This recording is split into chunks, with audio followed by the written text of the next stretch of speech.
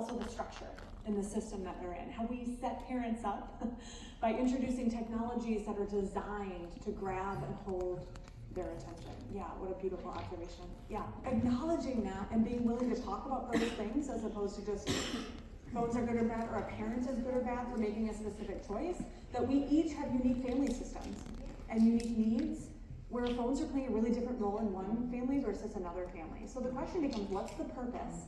And how do we make sure kids are taking advantage of the opportunity and we're doing what we can to protect them from the harms that might come with that?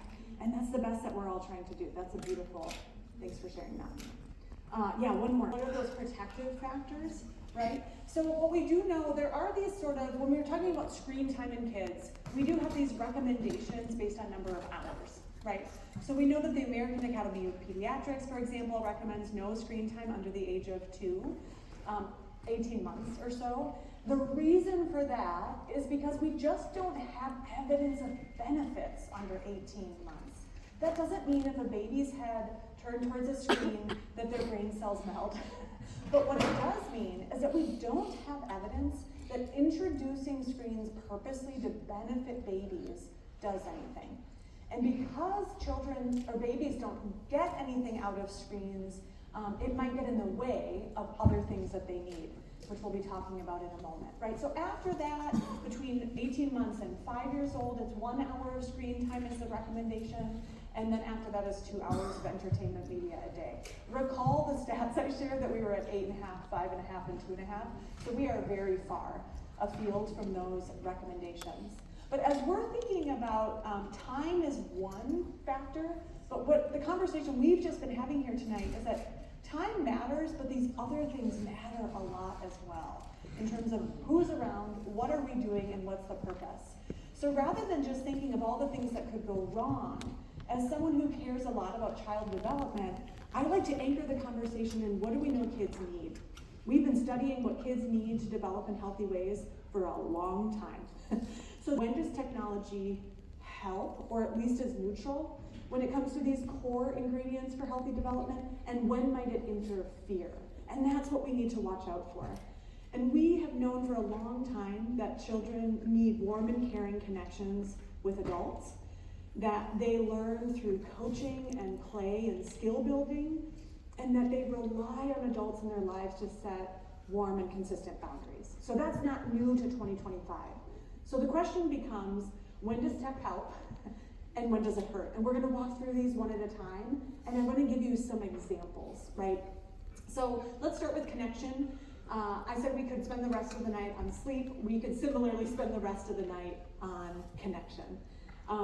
Let me give you an example in the research of just how important the interaction between adults and kids are when it comes to technology. So one of the questions you might be wondering, but certainly people who are researching this issue have wondered, is what's the difference between paper books and tablets or e-readers when it comes to young children learning how to read? So what they did to study this is they take a group of adults and they take half of you, and each of you have a young child on your lap, and they give you a paper book, and they say, read to the kid, and I'll be back in a little bit. And then they take the other half of you, and they give you the same story on a tablet or an e-reader, and they say, read to the kid, and I'll be back in a little bit. Then the researchers return, and they talk to the children. And the first set of questions they ask children are what we call simple story structure questions. What that means is who, what, when, where, like who's the character, what's the setting, and children across the board were able to answer those questions, right? Then they asked what they called deep story structure questions. All that means is they were asking kids to make meaning of what they heard. So things like, did the character learn a lesson? Or could you apply this lesson to your own life? And overwhelmingly, children who were read to on paper did really, really well.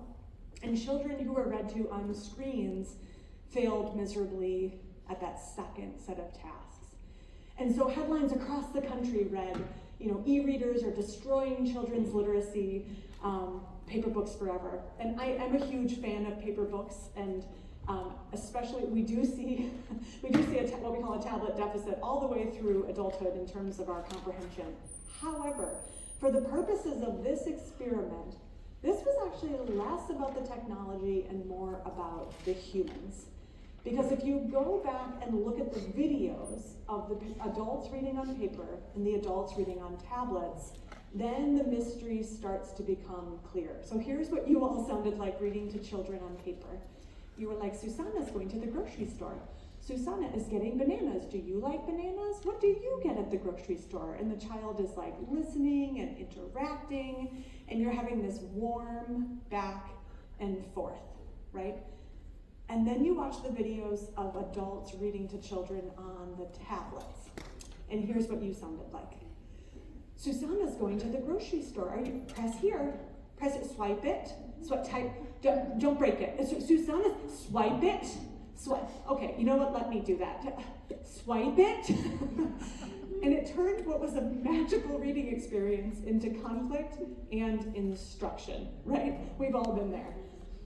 So what the researchers did was they took the adults and they said, let's give you age-appropriate covers for these tablets so that the child cannot break it, and give you a 2-minute lesson, which is a reminder that this is a child and this is a story.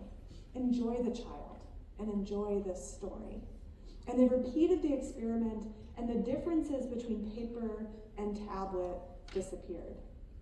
Because what was driving the different outcomes wasn't necessarily the device, but the way that it changed the child's interaction with caring adults around them. So those tablets were set up to just be books on paper, right? There was like a little bit of swiping, but not a ton of interaction. So one of the questions we want to ask as we introduce technology isn't just what can the technology do, but is the technology designed in ways that's going to disrupt relationships between adults and children? If the purpose of the interaction is interaction, right? If the purpose is so that I can get dinner on the table, then age-appropriate content and watching alone is not the worst thing in the world. But if the goal is that we're trying to do connection and warmth and reading, then we would be better off making sure that the technology doesn't come in the way. We see the same thing on the research with talking toys.